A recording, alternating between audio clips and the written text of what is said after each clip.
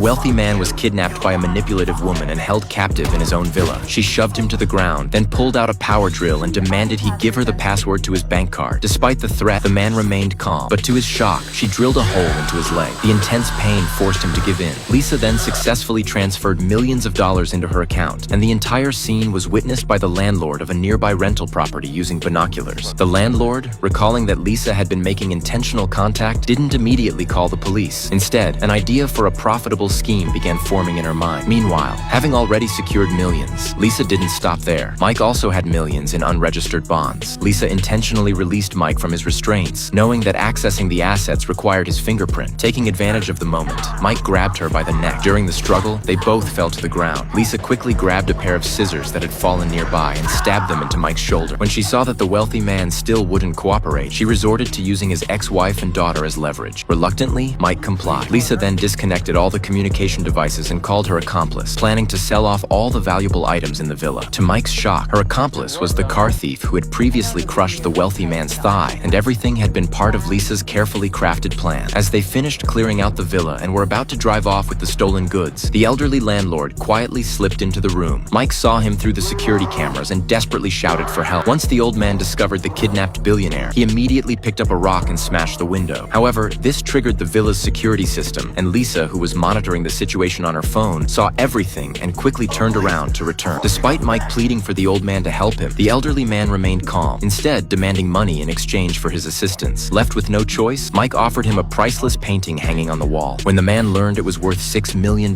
he gladly approached and began to untie Mike. But just then, the alarm went off. Lisa had returned. The old man, startled, grabbed a fruit knife in defense, but Lisa picked up a katana, showing no intention of letting him go.